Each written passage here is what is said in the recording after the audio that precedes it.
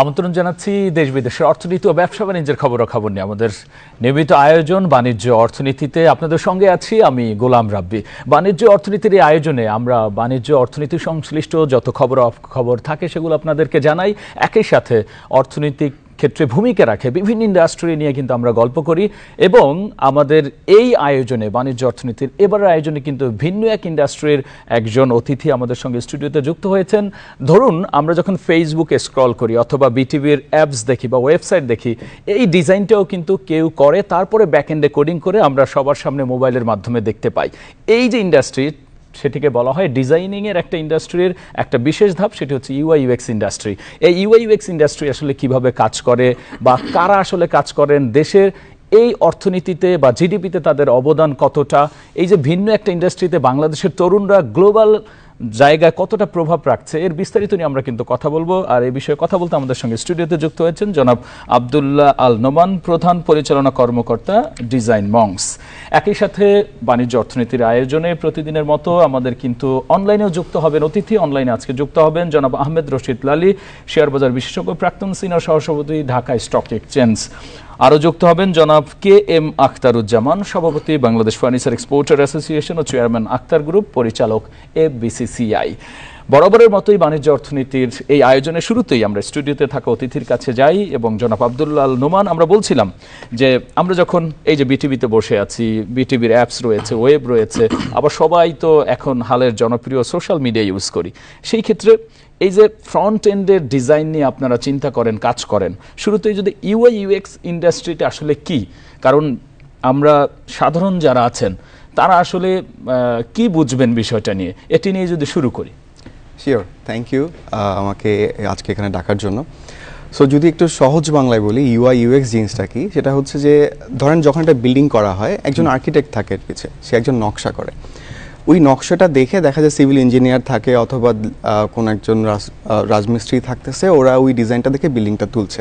তো এই যে আমি যদি এইটাকেই এত ছোট্ট গল্পটা যদি কনভার্ট করি আমাদের ডিজাইন ওয়ার্ল্ডে, তাহলে যেটা হচ্ছে যে এই যে নকশাটা যেটা করে, যে ধরেন এনভায়রনমেন্টের সাথে যদি আমি কম্পেয়ার করি, ক্লাইমেটের সাথে যদি কম্পেয়ার করি, কোন ধরনের ম্যাটেরিয়াল ইউজ করব, কোন ধরনের ডিজাইন যাবে, আবার ক্লায়েন্টের একটা নিড থাকতে পারে, বা যদি এটা পাবলিক কোনো একটা আপনার বিল্ডিং হয়, সেক্ষেত্রে আসলে কি টাইপের অডিয়েন্স এখানে আসবে, সেটাকে চিন্তা করে দেখা যাক নকশা করা হয়। তো আমাদের ইউআই ইউএক্স ইন্ডাস্ট্রিতেও সেম, যে আমরা যখন কোনো একটা সফটওয়্যার ডেভেলপ করার রিকোয়ারমেন্ট আসে বা ওয়েবসাইট ডেভেলপ করার রিকোয়ারমেন্ট আসে, ওটার পিছিয়ে যে আমরা নকশাটা করি বা ডিজাইনটা করি, ওটাই আসলে আমরা কমনলি ইউআই ইউএক্স বলেই জানি।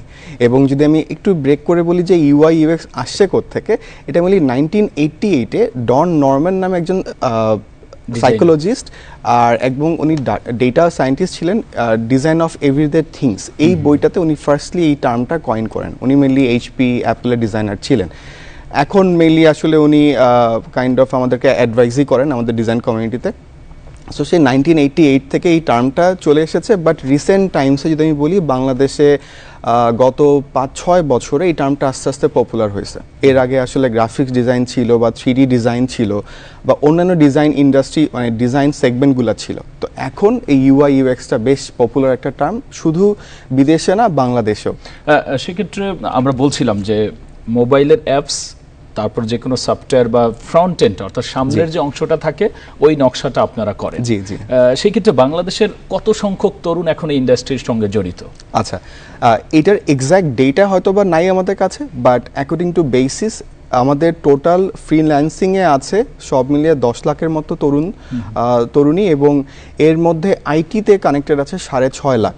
কারণ এর মধ্যে কতটুকু পার্সেন্টেজ ইউআই ইউএক্সে, এটা স্পেসিফিক ডেটা নেই, বাট খুব সম্ভবত অ্যারাউন্ড 1 লাখের মতো আপনার হয়তো বা ছেলেপেলে আছে এখানে। তবে এই ক্ষেত্রে আপনারা যেই সংখ্যক মানুষই থাকেন, আমি যেই কারণে আসলে এই কথাটা তুলে আনা, সেটি হচ্ছে আমরা শুনছি এই ডিজাইন ইন্ডাস্ট্রিতে, সেটি গাড়ির ফ্রন্ট এন্ড হোক, অ্যাপলের কোনো প্রযুক্তি বা ওয়েবসাইট বা অ্যাপের ফ্রন্ট এন্ড হোক, অথবা মোবাইল বা কোনো অ্যাপস বা ওয়েবের ফ্রন্ট এন্ড হোক, এই জায়গাটায় আমাদের অর্থনীতিতে যেই তরুণগুলো কাজ করেন তারা বিগ বাজেটের কাজ করেন। এইটা নিয়ে যদি একটু আলোচনা আসি, যে আমাদের ছেলেমেয়েরা কি শুধু বাংলাদেশের মধ্যেই আছে নাকি গ্লোবাল এরিনাতেও কাজ করছে? আচ্ছা, যদি আমি একটা ডেটা দিয়ে শুরু করি, আমাদের আসলে গত অর্থ বছরে আমরা সোফার $1 বিলিয়ন আর্ন করেছি। এটা পুরোপুরি অফিসিয়াল না, কারণ যেটা হয় যে অ্যাকর্ডিং টু বেসিস আপনার এটা দেখা যায় ডেটাগুলা মানে এই অর্থগুলো সবসময় রেগুলার ব্যাংকিং চ্যানেলে আসে না, ডিফারেন্ট চ্যানেল থেকে আসে, বাট গেস করা হয় ইন্ডাস্ট্রির অফিস বাইরের দেশেও আছে। রাইট। সো একটা এস্টিমেটেড ভ্যালু হচ্ছে কি 1 বিলিয়ন, এবং আমাদের মানে গভর্নমেন্টকে টার্গেট হচ্ছে 2025 সালের মধ্যে এই আইটি ইন্ডাস্ট্রিকে 5 বিলিয়ন একটা টার্গেট দেওয়া হয়েছে। সো ওটা নিয়ে আই থিঙ্ক সবাই কাজ করছে। এবং যেই জন্য একটু থামাতে হয় সেটা হচ্ছে এই যে আমরা ডলার ক্রাইসিসের কথা বলি, রেমিটেন্স আনার কথা বলি, এই জায়গাটা তো আপনাদের এই টিম বা এই তরুণ প্রজন্ম অনেক বড় ভূমিকা রাখছে। আমরা চেষ্টা করছি। যদি আমি কম্পেয়ার করে বলি, ধরেন গার্মেন্টস ইন্ডাস্ট্রি থেকে গত বছরে আমাদের আর্ন হয়েছে এক্সপোর্ট থেকে নিয়ার অ্যাবাউট 45 বিলিয়ন, তো সেখান থেকে আমাদের আইটি থেকে 1 বিলিয়ন। সো আমরা কিছুটা হলেও জিডিপিতে আপনার ইম্প্যাক্ট ফেলছি। আমাদের বাংলাদেশের জিডিপি হচ্ছে 460 বিলিয়নের একটা অর্থনীতি, সো ওখান থেকে ছোট্ট একটা পজিশন হচ্ছে, বাট যেটা গেস করা হচ্ছে সামনের দিনগুলোতে এটা অনেক বাড়বে। এটার পিছনে বড় কারণ, আমি যদি একটু ডেটা দিয়ে কথা বলি, আমাদের একটা পপুলার প্ল্যাটফর্ম আছে ড্রিবল, মেবি যারা ডিজাইন নিয়ে কাজ করেন জানেন dribble.com। তো সেখানে 2016 সালে যখন আমি ক্যারিয়ার শুরু করি, তখন ড্রিবলে বাংলাদেশ থেকে অ্যাকাউন্ট ছিল 245টা অ্যাকাউন্ট, খুবই কম, বাট এখন সেই অ্যাকাউন্টের সংখ্যা প্রায় 9,500।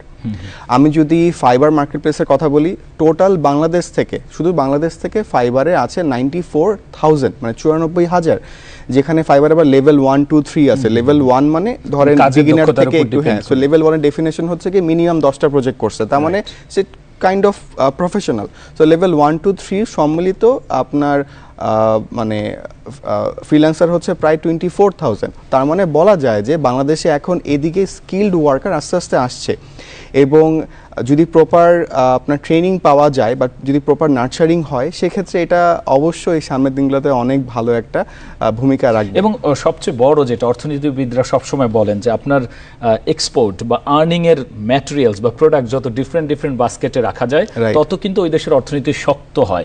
সেটি কোন বাস্কেটে কত সংখ্যক আসলো সেটি কিন্তু ব্যাপার না। এই যে আপনি বলছিলেন যে গার্মেন্ট ইন্ডাস্ট্রির বাইরে গিয়ে আমরা বিলিয়ন ডলার নিয়ে এসেছি, এবং সেটি কিন্তু আপনাদের ইচ্ছেই হচ্ছে। বলা চলে সরকারের ওইভাবে ভূমিকাটাও থাকে না, এবং অনেক তরুণ একেবারে গ্রাম থেকেও কাজ করে, যেটিকে আমরা বলতে পারি আপনাদের এই করোনার সময় অনেক বেশি জনপ্রিয় হয়েছে রিমোট ওয়ার্কার, কিন্তু সেটি বাইরের দেশে এখন এটাকে একটা সিস্টেমের মধ্যে নিয়ে আসছে। এরাও তো অনেক ভূমিকা রেখেছে। রাইট। সো রিমোট জিনিসটা আসলে কোভিডের সময় অনেক বেশি পপুলার হয়েছিল, মানে ধরেন 2019-20-এর দিকে, এবং তখন আসলে যদি আমি জবের কার্ভ দেখি, তখন হঠাৎ করে অনেক বেড়ে গিয়েছিল, কারণ কোভিডের সময় অনেক রকমের অপরচুনিটিসও চলে আসছে। সো যখন কোভিডটা আসলে বা প্যান্ডেমিকটা শেষ হয়ে গেল, দেখা যাচ্ছে যে রিমোট থেকে আবার সবাই ওয়ার্ক ফ্রম অফিসের দিকে মুভ করছে। তো সেই দিক থেকে রিসেন্ট টাইমসগুলোতে রিমোট অপরচুনিটি কিছুটা কম, কিন্তু ফ্রিল্যান্সিং মার্কেট কিন্তু আগের মতোই আছে, বা আগের থেকে আরও বেটার হচ্ছে। এবং যদি আমি শুধুমাত্র মানে অনলাইন মার্কেটপ্লেসের পার্সপেক্টিভ থেকে বলি, দেয়ার আর অলমোস্ট মিলিয়ন্স অফ জবস, এবং এটার জন্য প্রতিনিয়তই কিন্তু ওয়ার্কার দরকার, প্রতিনিয়ত ফ্রিল্যান্সার দরকার হচ্ছে। So yes, people are working. এবং আপনার যেটা কোয়েশ্চেন ছিল যে সেই ক্ষেত্রে এই যে আপনি বলছিলেন যে অনেক লোক দরকার, এবং বাংলাদেশের অনেক তরুণ বিভিন্ন জায়গা থেকে কাজ করে, কিন্তু তারা আসলে শিখবে কোন জায়গা থেকে, বা আপনারাই বা বেড়ে উঠেছিলেন কিভাবে? সেই গল্পটা দরকার এই কারণে যে আমাদের যারা সাধারণ স্টুডেন্ট অথবা সাধারণ মানুষ, তাদের মধ্যে ফ্রিল্যান্সিং জিনিসটা আগ্রহী আছে, কিন্তু কোন জায়গাটায় গেলে এই ডিজাইন ইন্ডাস্ট্রিতে তিনি আসতে পারবেন বা শুরুটা করবেন কি? রাইট। সো ধরেন আমি যদি আগের প্রসঙ্গ থেকে আসি যে লোক দরকার, সো লোকের ডেফিনেশন কত? অ্যাকর্ডিং টু আওয়ার গভর্নমেন্ট, যদি আমাদের নেক্সট ইয়ারের টার্গেট হয় হচ্ছে 5 বিলিয়ন, মানে এখনকার আর্নিংয়ের থেকে অলমোস্ট 5 গুণ, তাহলে কিন্তু আমাদের রিসোর্সও 5 গুণই দরকার।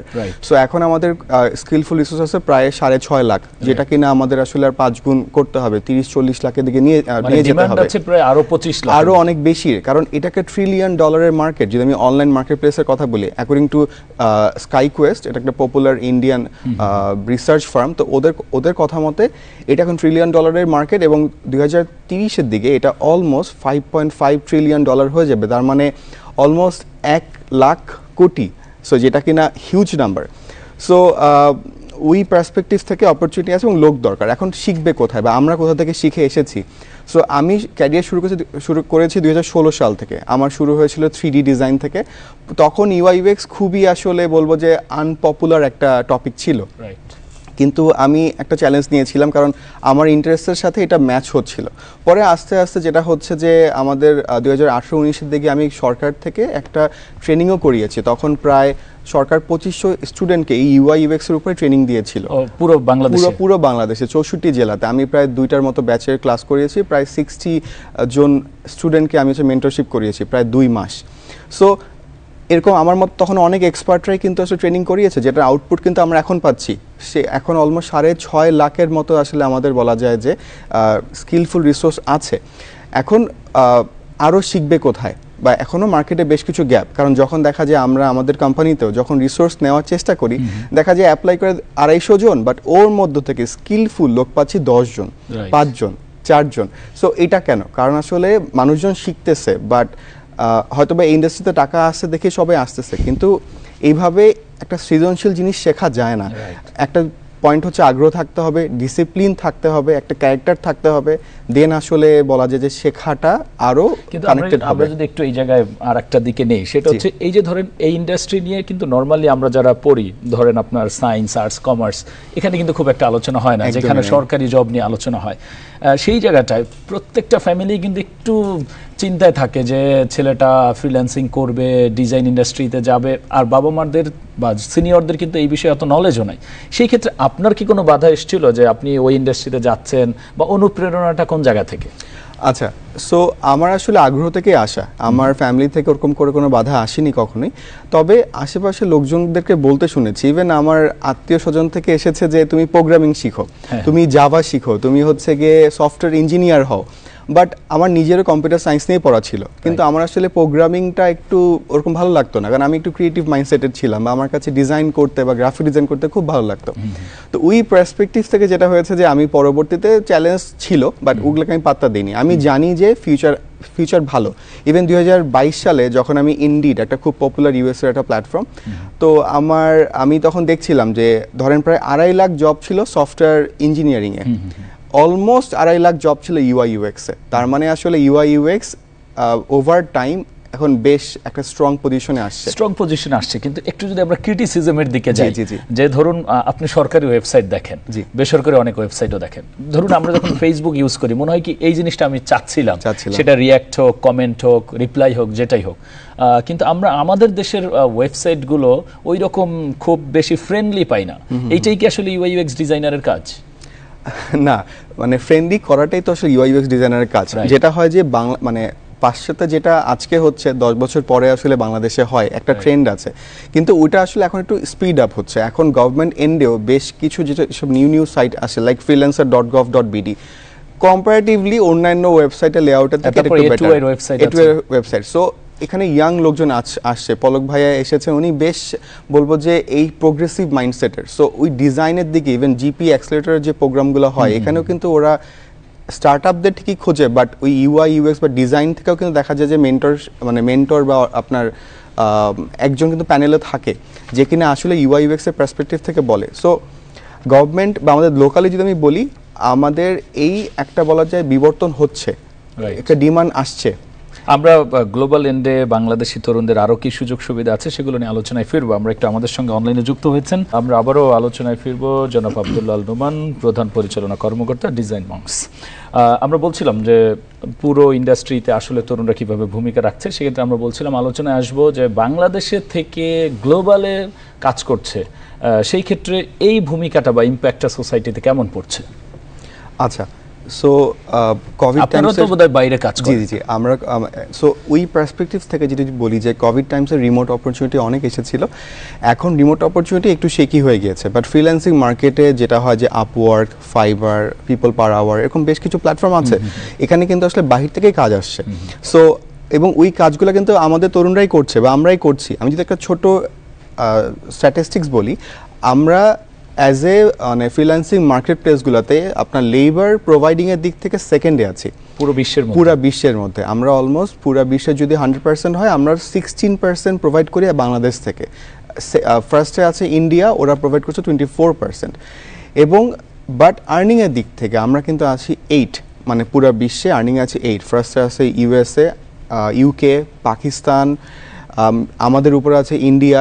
তার মানে কি আমরা হাই এন্ডের কাজ করি না নাকি? না, আমরা হাই এন্ডের কাজ করি, বাট যেটা হচ্ছে যে আমাদের একটা ইমপ্রেশন আছে যে আমরা আসলে লো কস্টে লেবার দিই, এবং যেটা হয় যে আমরা আসলে দেখা যায় যে ফ্রিল্যান্সিংয়ে খুবই আর্লিতে ঢুকে যাই। আমরা মনে করি যে ফ্রিল্যান্সিং খুবই বিগিনারদের একটা স্টাফ। তো এতে যেটা হয় যে ওয়ার্ল্ডে একটা ইমপ্রেশন ফেলছে বাঙালিরা যে হয়তোবা আমরা $5, $10, $12 পার আওয়ারেও কাজ করে ফেলতে পারবো, এবং যত চিপে সম্ভব, কারণ সবাই চায় যে একটু হলে আর্নিং করতে। তো ওই পার্সপেক্টিভ থেকে আসলে আমাদের অনেক রিসোর্স কাজ করছে, বাট আর্নিংটা একটু কম।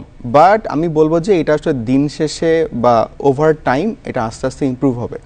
আমরা আবার আপনার কাছে আসবো। আমাদের সঙ্গে আরও একজন অতিথি যুক্ত হয়েছেন, জনাব আহমেদ রশিদ লালী। তবে তার সঙ্গে যাব, তার আগে বাণিজ্য অর্থনীতির আমাদের হাতে যে সর্বশেষ আপডেটগুলো আছে তার কয়েকটি জানিয়ে দিতে চাই।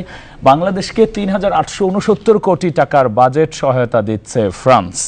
চলমান অর্থনৈতিক সংকটের মধ্যে বাংলাদেশকে ৩,৮৬৯ কোটি টাকার বাজেট সহায়তা দিচ্ছে ফ্রান্স সরকার, ইউরোপীয় ইউনিয়নের সাধারণ মুদ্রায়, যা ৩০.৫ কোটি ইউরো। এ বিষয়ে সরকার, অর্থাৎ হচ্ছে বাংলাদেশ সরকার এবং ফরাসি সরকারের অর্থায়নকারী সংস্থা এজেন্সি ফ্রান্স ডা ডেভেলপমেন্ট AFDর মধ্যে চুক্তিও সই হয়েছে। আমরা দেখতে পাচ্ছি যে পতন ঠেকাতে আইসিবির ব্রোকারেজ হাউসের বিনিয়োগের সীমা বাড়ানো হয়েছে। শেয়ারবাজার রাষ্ট্রায়ত্ত বিনিয়োগ প্রতিষ্ঠান investment corporation of Bangladesh ICB সহযোগী ব্রোকারেজ হাউসের বিনিয়োগ সক্ষমতা বাড়াতে বিশেষ সুবিধা দেওয়া হয়েছে, এবং পুঁজিবাজার নিয়ন্ত্রক সংস্থা Bangladesh securities and exchange commission BSEC এক আদেশে রাষ্ট্রায়ত্ত এই সংস্থাটিকে এই সুবিধা দেওয়া হয়েছে বলে জানানো হয়েছে। ন্যূনতম 80 লভ্যাংশ বিতরণ না করলে জেড শ্রেণীভুক্ত করা হবে। সেই ক্ষেত্রে তালিকাভুক্ত কোনো কোম্পানি পরপর 2 বছর বিনিয়োগকারীদের লভ্যাংশ না দিলে ওই কোম্পানি জেড শ্রেণীভুক্ত হবে, এবং এছাড়া যদি কোনো কোম্পানি নির্ধারিত সময় বার্ষিক সাধারণ সভা বা AGM না করে, সেক্ষেত্রেও শেয়ারবাজার কর্তৃপক্ষ জেড শ্রেণীভুক্ত করবে ওই কোম্পানিকে। এছাড়াও রপ্তানি আয় দেশে ফেরাতে কেন্দ্রীয় ব্যাংকের নতুন উদ্যোগ আমরা দেখতে পাচ্ছি যে রপ্তানিকারকদের কেউ রপ্তানি করা পণ্যের আয় সময় মতো দেশে আনছেন না। সেই ক্ষেত্রে বাংলাদেশ ব্যাংক থেকে বলা হয়েছিল রপ্তানি যখনই দেশে আসুক না কেন, যে সময়ে আসে সেই সময় আসার যে ডলারের দাম সে অনুযায়ী তারা মূল্য প্রাপ্ত হবেন, এবং এখন আবার সেই সিদ্ধান্ত বদলে কেন্দ্রীয় ব্যাংক জানিয়েছে যখন রপ্তানি আসবে তখনকার ডলারের দামেই মূল্য পাবেন রপ্তানিকারকরা। আমরা বলছিলাম যে যাব হচ্ছে ক্যাপিটাল গেইনের ওপর ট্যাক্স আরোপ করবে, এই বিষয়টি নিয়ে পুঁজিবাজার এখন অস্থির হয়ে আছে, এবং এ কারণে পুঁজিবাজারের সূচক 80 পয়েন্ট, কোনো দিন 60 পয়েন্ট পড়ে যাচ্ছে।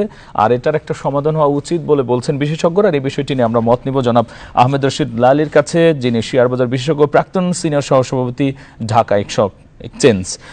জনাব আহমেদ রশিদ লালী, আপনি শুনছিলেন আমরা শেয়ার বাজার নিয়ে কয়েকটা আপডেট দিচ্ছিলাম, সেক্ষেত্রে এই যে ক্যাপিটাল গেইনের উপর ট্যাক্স আরোপ করা নিয়ে আপনার বিশ্লেষণ কি? জি, ধন্যবাদ। দেখেন, গেইন ট্যাক্স যেটা আছে আমাদের বিনিয়োগকারীদের উপরে, এটা ছিল না এতদিন, এটা নতুন ভাবে আরোপিত হতে যাচ্ছে, এরকম পত্রপত্রিকার নিউজে আমরা দেখেছি। এখনো এই বিষয়টা কোনো কনফার্মেশন কিন্তু নাই, নাম্বার 1। নাম্বার 2 হচ্ছে যে এদিকে SEC চেয়ারম্যান সাহেব বলেছেন উনি অলরেডি কাজ করছেন যাতে এইরকম গেইন ট্যাক্সটা আরোপ করা না হয়, সেই লক্ষ্যে উনি কাজ করছেন, এবং আমরা আশা করছি যে উনি যে আশ্বাসটা দিচ্ছেন সেটা কার্যকারিতা সেটার আছে এবং সেটা কার্যকর হবে। আমি যে জিনিসটা বলতে চাচ্ছি যে দেখেন, এই গেইন ট্যাক্সের উপরে যে বাজার আজকে যে পরিমাণ কমে গেছে, সেখানে কিন্তু আমরা দেখতে পাচ্ছি যে বেশ অনেকখানি কিন্তু বাজার পড়ে গেছে, এবং বিনিয়োগকারীরা একেবারে নিঃস্ব হবার পথে, এবং মোটামুটি আমরা যদি পার্সেন্টেজ বলি তাহলে প্রত্যেকটা পোর্টফোলিওতে মিনিমাম 60 to 70% লুজ করেছে তাদের ভ্যালিউ। হ্যাঁ, সো বিনিয়োগকারীরা খুব বিপদে আছেন এখন। এইটা যত তাড়াতাড়ি সুরাহা করা যায় এই বিষয়টা নিয়ে, গেইন ট্যাক্স নিয়ে, তত মঙ্গল, এবং বাজারটা তত তাড়াতাড়ি ঘুরে দাঁড়াবে। সেক্ষেত্রে জনাব আহমেদ রশিদ আলী, সামনে একেবারেই আমরা দ্বার প্রান্তে আরেকটি নতুন বাজেটের, এই ক্ষেত্রে শেয়ার বাজারে বা হচ্ছে এই সংশ্লিষ্ট যে মার্কেটগুলো আছে বা অর্থনৈতিক পুরো বিশ্লেষণ নিয়ে যদি আপনার কাছ থেকে একটু মন্তব্য শুনতে চাই, কি আসলে যোগ করা উচিত বাজেটে যেটি আমাদের অর্থনীতিকে আরো চাঙ্গা করবে?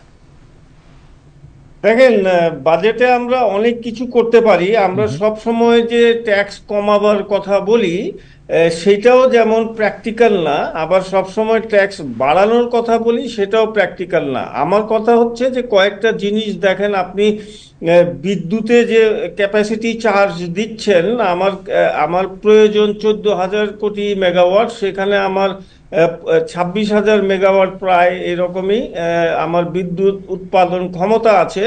কিন্তু সেখানে আমি ভর্তুকি দিচ্ছি প্রায় 38,000 কোটি টাকা। সো আমরা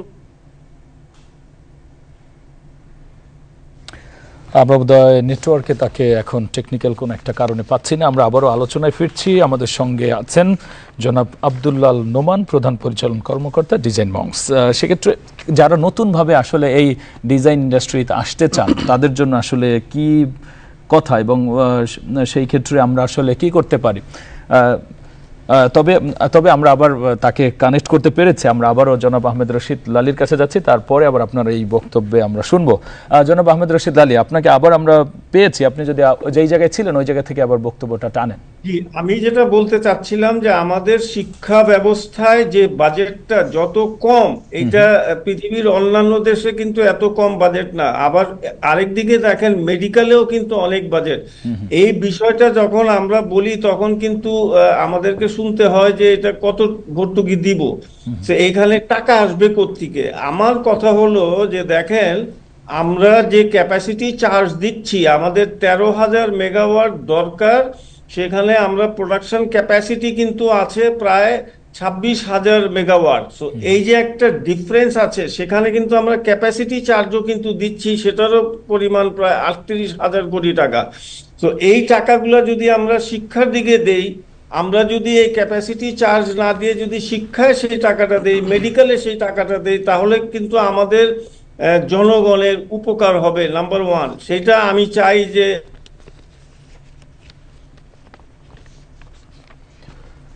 আমাদের মনে হয় এই জায়গায় থামাতে হচ্ছে, কারণ হচ্ছে আবারও টেকনিক্যাল কারণে আমরা তার কথা শুনতে পাচ্ছি না। আমাদের সঙ্গে যুক্ত হয়েছেন জনাব আহমেদ রশিদ লীলা, শেয়ারবাজার বিশেষজ্ঞ, প্রাক্তন সিনিয়র সভাপতি, ঢাকা স্টক এক্সচেঞ্জ। আমরা আবার আলোচনায় ফিরছি জনাব আব্দুল্লাহ নোমানের কাছে, প্রধান পরিচালন কর্মকর্তা ডিজাইন মক্স। জনাব আব্দুল্লাহ আল নোমান, আমরা যেই জায়গাটায় ছিলাম যে এখনকার ক্ষেত্রে আপনি একজন তরুণ উদ্যোক্তা হিসেবে কি বলবেন আসলে, যে সামনে যে তরুণরা আছে তাদের ক্ষেত্রে আসলে কি করা যায়, বা তাদের আপনি কি টিপস দিবেন? রাইট। সো এইটা অ্যান্সার করার আগে আমাদের লাস্ট গেস্ট যিনি ছিলেন ওনার যদি একটা প্রসঙ্গ আমি টানি, সেটা হচ্ছে শিক্ষার পিছে যে বাজেটের কথা উনি বলছিলেন।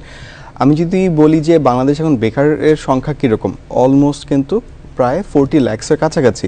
আমি যদি ধরি আমাদের 4 কোটি যদি ইউথ থাকে, ওর মধ্যে প্রায় 10%, মানে প্রতি 10 জন ইউথের মধ্যে একজন হচ্ছে বেকার। এবং আরেকটা পার্সপেক্টিভ হচ্ছে ব্রেইন ড্রেন, একটা পপুলার টার্ম আছে, যেই দিক থেকে আমাদের সেই জায়গাটা না পেয়ে অনেকেই বাইরে গিয়ে তাদের পেশা ঠিক করেন।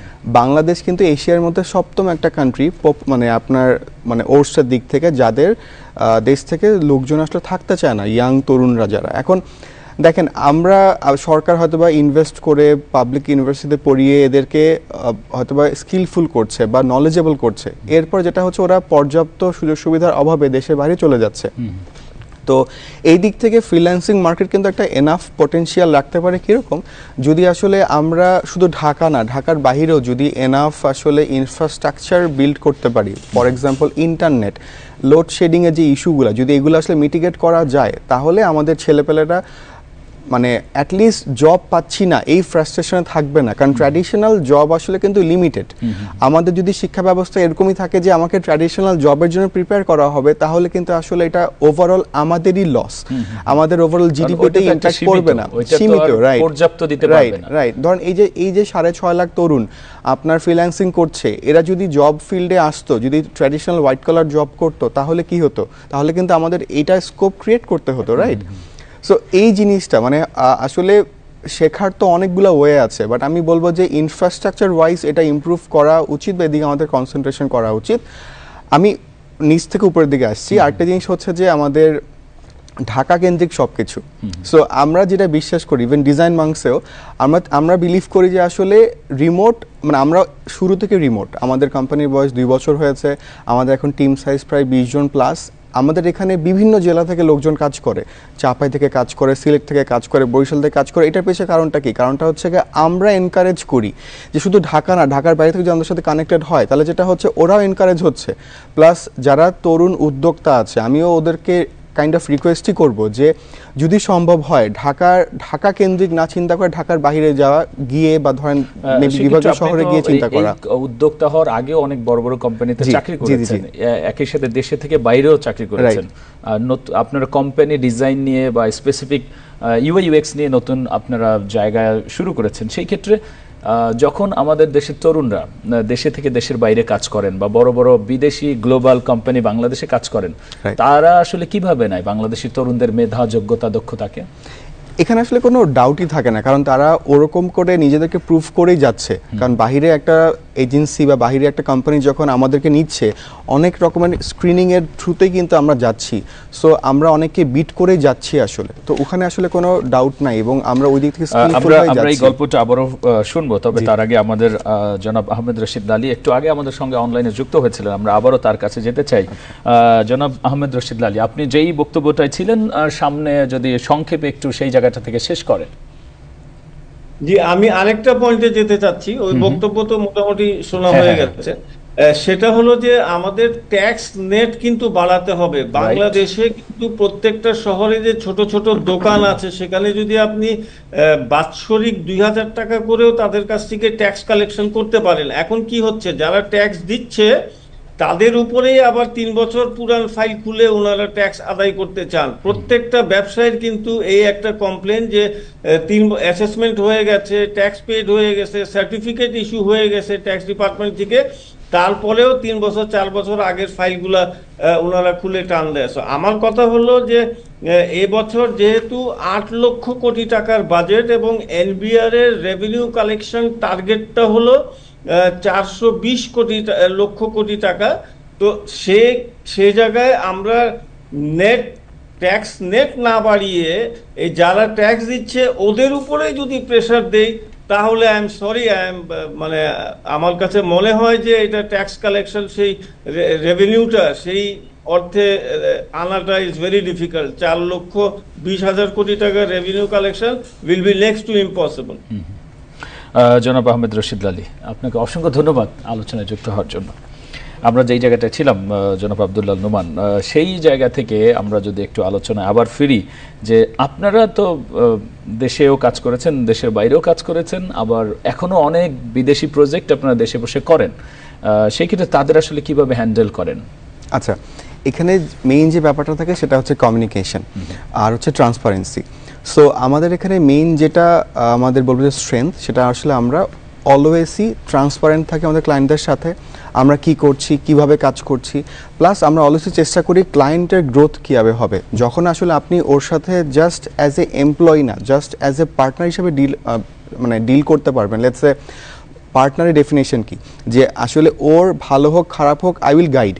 সো আমাদের ইন্টেনশনই থাকে যখনই কোনো একটা প্রজেক্ট আমাদের এন্ডে ঢুকে, we try to become their partner, যেন আসলে আমরা ওদের কোন ফিচারটা আনলে ভালো হবে, কিভাবে আগালে ভালো হবে, সেই দিক থেকে আমরা প্রপোজাল দিয়ে বলছিলাম যে শুনবো যে আপনার এর আগে যে বাইরের কোম্পানিগুলোতে কাজ করা সেই এক্সপেরিয়েন্সটা কেমন ছিল, বাংলাদেশের তরুণদের তারা কিভাবে ট্রিট করেন?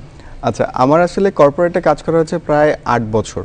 আমি সম্প্রতি আসলে সবকিছু অফ করে আমার কোম্পানি G20 আমাদের এখানেই আসলে আমি ফোকাস এনেছি। এর আগের আমি বলবো যে অভিজ্ঞতা বেশ ভালো ছিল, কারণ আসলে ওখানে একটা বলা যায় ডাইভার্সিফাইড টিমের সাথে আমার কাজ করার এক্সপিরিয়েন্স হয়েছে এবং বিভিন্ন মানে সবার এন্ড থেকে না একটা ভালো ওনারশিপ ছিল। যখনই আসলে আমি বাহিরে কাজ করছি, এটা একটা কোর স্ট্রেংথ, একটা সফট স্কিলস থাকতেই হবে, সেটা হচ্ছে ওনারশিপ। আমি যদি ওনারশিপ না রাখি, কারণ স্বাভাবিক আমার বাসায় এসে আমার বাহিরের এমপ্লয়ি দেখবেন আমি কি কাজ করছি, বাট আমি যদি আমার এন্ড থেকে ঠিকমতো ওনারশিপ নিয়ে রাখি, তাহলে যেটা হবে আমার তো ইমপ্রেশন ভালো হবেই, প্লাস আমার দেশেরও ইমপ্রেশন ভালো হবে। আমি যদি আজকে খারাপ কাজ করি, যখন অন্য একটা বাংলাদেশে কাজ দিতে চাইবেন তখন ভাববেন যে ইয়েস বাংলাদেশিরা খুব ওয়ার্ড অফ মাউথ কিন্তু আমাদের এখানে আসলে খুবই পপুলার একটা জিনিস। যদি আমি বলবো যে 70% কাজ মার্কেট প্লেস থেকে আসতেছে, বাট এর পরে কিন্তু মেইন সেগমেন্ট হচ্ছে ওয়ার্ড অফ মাউথ। আমি যদি আজকে আপনার কাজ ভালো করি, আপনি 10 জনকে বলবেন, বাট আমি যদি আজকে আপনার কাজ খারাপ করি, তাহলে কিন্তু শুধু আপনি 10 জনকে বলবেনই না, কাইন্ড অফ আমাদের কান্ট্রিটাকে ব্যান করে দিবেন। সো এই জন্য আসলে যারা ফ্রিল্যান্সিং এ আসছে তাদের আসলে ওই কমিউনিকেশন, ওই ক্যারেক্টারটা শিখে বা ওই ক্যারেক্টারটা একটু ধারণ করে আসাটা বেটার, না হলে দিন শেষে আমার বলা যায় যে ওভারঅল কোম্পানিরই কিন্তু সেক্ষেত্রে যখন বাইরের দেশে কাজ করে তখন অনেকের হয়তো ডিজাইনের নলেজ অনেক ভালো, কিন্তু এখানে তো আরেকটা স্পেসিফিক নলেজ দরকার কমিউনিকেশনের জন্য, ইংলিশ। সেটি ডেভেলপমেন্ট করার ক্ষেত্রে আপনাদের পরামর্শ কি? এখন মার্কেটে আসলে অনেক এআই বেসড অ্যাপ চলে আসছে। এখন অনেক আসলে বলবো যে ইংলিশ কম্পেনিয়ানের মতো হচ্ছে kind of Facebook group, social মিডিয়াতে গ্রুপ আছে যেখানে সবাই খুঁজে যে একটু ইংলিশে কথা বলবো। অনেক দেখা যাচ্ছে যে লার্নিং ইনস্টিটিউট বের হয়েছে যাদের টেকনোলজিগুলো একটু নতুন, যারা আসলে থিওরি না শেখায় স্পোকেনটা যেন ভালো করা যায় সেই দিকে ফোকাস করছে। সো ইংলিশ শেখার বিকল্প নাই, কারণ আমাদের এই কমিউনিকেশনে ইংলিশ নলেজ যদি না থাকে তাহলে সে সম্ভব না। আর আমাদের দেশে তরুণদের যেটা সব থেকে বেশি ভয় কাজ করে, আমি তো বলতে পারবো না, তো এই যে বলতে পারবো না এই ভয়টাকে মানে উৎসাহিত হবে কাইন্ড অফ নিজের সাথে দরকার হলে কথা বলবো, আয়নার সামনে দাঁড়ায় আমি আজকে কি কথা বলছি, মানে আই মিন কি কাজ করছি সারা দিন, সেটা হয়তো আমরা নিজ থেকে ডেসক্রাইব করতে পারি। অনলাইনে মিটিং করলে রেকর্ড করে নিজে আবার বারবার দেখাও যায়। সো আমার কোথায় কোথায় উইক পয়েন্ট হলো, আমি কোথায় গ্যাপ আমার হয়েছে, সেগুলো নিয়ে কিন্তু কাজ করার স্কোপ আছে। সো আমি বলবো যে ওই থিঙ্ক ইন ইংলিশ, এটা একটা পপুলার কনসেপ্ট, যে চিন্তাও ইংলিশে করেন, তাহলে যেটা হবে যে আপনি কাইন্ড অফ পপুলার অনেক ওয়ার্ড, অনেক ফ্লো আপনি ধরতে পারবেন। সেক্ষেত্রে আমরা আবার আলোচনায় ফিরবো। আমাদের কাছে বাণিজ্য অর্থনীতির সর্বশেষ আরও কয়েকটি আপডেট আছে, আমরা একটু জানিয়ে দিই। উল্কা গেমসের রাজস্ব ফাঁকির 50 কোটি টাকা জমা পড়েছে। উল্কা গেমস লিমিটেডের 50,76,71,411 টাকা রাজস্ব ফাঁকির অর্থ জমা দেওয়া হয়েছে। এনবিআর সূত্রে জানা গেছে 2020-21, 2021-22 কর বর্ষে রাজস্ব ফাঁকির এই অর্থ উল্কা গেমসের ব্র্যাক ব্যাংক গুলশান শাখার হিসাব থেকে পে অর্ডার করে ইতিমধ্যে জমা দেওয়া হয়েছে। প্রথমবারের মতো ট্রেজারি বিলের সুদ 12%। সরকারের ঋণ নেওয়ার উপকরণ ট্রেজারি বিলের সুদ আর প্রথমবারের মতো 12% উঠেছে। এর আগে ট্রেজারি বিলের সর্বোচ্চ সুদের রেকর্ড ছিল 11.60%। কর ছাড় কমাতে সম্মতি দিয়েছেন প্রধানমন্ত্রী। রাজস্ব আয় বাড়াতে বিভিন্ন খাতে কর ছাড় অব্যাহতি কমিয়ে আনতে জাতীয় রাজস্ব বোর্ড এনবিআর এর প্রস্তাবে সম্মতি দিয়েছেন প্রধানমন্ত্রী শেখ হাসিনা। তবে আমদানি নির্ভর ভোগ্যপণ্যের ক্ষেত্রে কর ছাড় অব্যাহত রাখার নির্দেশনা দিয়েছেন তিনি। পোশাক খাত বাংলাদেশকে আরও ভালো অবস্থানে নেবে। তৈরি পোশাক খাতের ক্রমবর্ধমান উন্নতির পাশাপাশি প্রতিযোগিতামূলক বৈশিষ্ট্য বাংলাদেশকে আগামী দিনে আরও ভালো অবস্থানে নেবে। বাংলাদেশ মূল্যস্ফীতির চাপ কমিয়ে আনতে সক্ষম হলে মানুষের গৃহস্থালির ব্যয়ে সহায়ক হবে, যা অর্থনীতিকে আরও বেগবান করবে। আব্দুল, আমরা যদি একটু আবারও আপনার কাছে ফিরি, সেই জায়গাটায় দেখতে পাই যে জনাব আব্দুল্লাহ নোমান, এই যে বলা হচ্ছিল যে গার্মেন্টস খাত বাংলাদেশকে অনেক দূর এগিয়ে নিচ্ছে, সেক্ষেত্রে আপনি কতটা কনফিডেন্ট যে বাংলাদেশের এই যে ডিজাইন ইন্ডাস্ট্রি, বা আপনারা যদি সহজে বলেন বিভিন্ন অ্যাপস, ওয়েব বা অন্যান্য যে সফটওয়্যারের ফ্রন্ট এন্ড ইন্ডাস্ট্রি বাংলাদেশে কত দূর নেবে? আচ্ছা, আমাদের কিন্তু মানে সরকার থেকে একটা গোল আছে যে 2041 সালের মধ্যে আমরা আমাদের দেশকে স্মার্ট বাংলাদেশে কনভার্ট করব। সো স্মার্ট বাংলাদেশে হওয়ার জন্য কিন্তু আসলে আমাদেরকেও as a nation, as a government সব দিক থেকে স্মার্ট হতে হবে, এবং যেটা অলরেডি প্রয়াস শুরু হয়ে গিয়েছে। যেরকম আজকে আক্তার ফার্নিচারের কর্ণধার আমাদের সাথে এসেছিলেন, এই ফার্নিচার ইন্ডাস্ট্রিটাও কিন্তু আসলে আপনার বলা যায় যে অনলাইনে চলে আসছে। শুধু আজকে না, এটা অনেক আগেই চলে আসছে। আমি আমার নিজেরও আসলে বেশ কিছু পপুলার ফার্নিচারে কাজ করার অভিজ্ঞতা আছে। তো যদি সেখান থেকে বলি, এরাও কিন্তু কাইন্ড অফ অনেক সময় দেখাও যায় যে যারা অনলাইনে কাজ করেন তারা এই যে ফার্নিচার, বিশেষ করে চেয়ার বা টেবিল অথবা আপনাদের মতো যারা উদ্যোক্তা, তারা কিন্তু এই হাই এন্ডের টেককে অনেক বেশি ব্যবহার করেন। রাইট। সো ইভেন এটা আমাদের দরকার, কারণ আমরা যখন সারাক্ষণ বাসায় বসে কাজ করছি তখন আসলে এরকম একটা যদি আমার প্রপার সেটআপ না থাকে তাহলে তো ঝামেলা। বাট এই যে অনলাইন করার ফলে যেটা সুবিধা হচ্ছে, একদম ধরেন প্রত্যন্ত অঞ্চল থেকেও কিন্তু একজন লোক অর্ডার করে প্রোডাক্ট তার বাসায় পৌঁছায় যাচ্ছে। এই ইনফ্রাস্ট্রাকচার করার জন্য কিন্তু আসলে আমাদেরকে স্মার্ট হতেই হবে, এবং হচ্ছি আমরা। সো বাংলাদেশ আমি বলবো যে আসলে সরকার থেকে হোক, প্রাইভেট সেক্টরে হোক, ইউআই ইউএক্স বা ডিজাইন, কারণ আমার যদি ডিজাইনটা ভালো না হয়, ডিজাইন বলতে আমি কি বুঝি, একটা প্রবলেমকে সলভ করছি। সো আমরা যদি আসলে প্রপারলি ডিজাইন করতে না পারি, আমার ওই প্রোডাক্ট কেউ ইউজ করতে পারবে না। ইউজ না করলে আসলে আমার কোটি টাকার প্রোডাক্ট ওয়েস্ট। তো ওই পার্সপেক্টিভ থেকে আমরা অলওয়েজ চেষ্টা করি অ্যাজ এ কোম্পানি একটা 50-50 রেশিও রাখতে, যেন দেশেরও কাজ করতে পারি, বিদেশেরও কাজ করতে পারি। যদি আমার দেশ ডেভেলপ না করে, তাহলে আসলে বিদেশের পার্সপেক্টিভ থেকে আমার দেশ অলওয়েজই আসলে লো এন্ডের একটা দেশ হিসেবেই থাকবে। সো বাংলাদেশের ক্ষেত্রে যদি একটু বলি, যেমন সবারই একটা স্বপ্ন থাকে গুগলে কাজ করা, ফেসবুকে কাজ করা, অ্যাপলের সাথে কাজ করা। সেক্ষেত্রে বাংলাদেশি তরুণরা, আবার যদি স্পেসিফিক্যালি বলি যে আপনারা বা আপনাদের পরিচিত জনদের মধ্যে নিশ্চয়ই তরুণরা এতে ইন্সপায়ার হবে, এইরকম বড় কোম্পানির সাথে কিভাবে কাজ করছে বা কাজ করার অভিজ্ঞতাটা কেমন? দেখা যাচ্ছে যে কত সংখ্যক লোক কাজ করছে? মানে ধরেন এটাকে কেন হচ্ছে ফ্যাং কোম্পানি বলে, যে টপ যে কোম্পানিগুলো, সো ফেসবুক, অ্যামাজন, গুগলে বাংলাদেশ থেকে তরুণরা যাচ্ছে। আমার ইভেন আমার বাংলালিংকে থাকতে আমার যে লাইন ম্যানেজার ছিলেন উনি আসলে আমি টফি প্রোডাক্টে ছিলাম, সো টফি প্রোডাক্ট থেকে উনি গুগলে চলে গিয়েছেন। সো যাচ্ছে, সো যদি এনাফ ট্যালেন্ট থাকে, সো আর যদি ওইরকম ধৈর্য থাকে, ওদের স্ক্রিনিং প্রসেসগুলো অনেক লেন্দি হয়। তো ওই পার্সপেক্টিভ থেকে আমি বলবো যে আসলে অনেক লোকজন আছে। ইভেন গুগলের রিসেন্ট যে আইও কনফারেন্সটা হলো, সেখানে আসলে যে ওদের একটা এআই বেসড প্রোডাক্ট লঞ্চ হয়েছে, ওটার কিন্তু প্রজেক্ট, হ্যাঁ মানে প্রজেক্ট ম্যানেজার কিন্তু আমাদের বাংলাদেশি এক ভাই আছেন। জি, রাইট। সো ওই পার্সপেক্টিভ থেকে কিছু জায়গাতে কিন্তু আছে, পুরো গ্লোবাল এরিনাতে কিন্তু অনেক সুনাম কুড়িয়েছে। রাইট। এবং দেখা যাচ্ছে যে এরা যখন ভালো করছে, এদেরকে দেখে কিন্তু আমরা সোশ্যাল মিডিয়া থেকে অনেক ইন্সপায়ার হচ্ছি।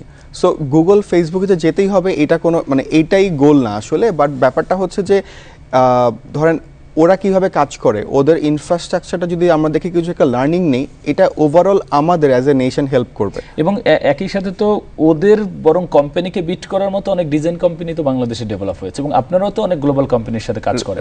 রাইট, বা হ্যাঁ অনেক গ্লোবাল প্রজেক্টে কাজ করেছি। সো দেখা যাচ্ছে যে এইসব বড় বড় ফ্যাং কোম্পানিগুলো আসলে কাইন্ড অফ আমাদেরকে একটু হলেও শেখায় যে প্রপার ওয়ার্কিং এনভায়রনমেন্টে কীভাবে রাখা উচিত, কীভাবে আসলে ওয়ার্ক প্রসেসগুলো রাখা উচিত। সো আমরা চেষ্টা করি এই স্ট্যান্ডার্ড বজায় রাখতে।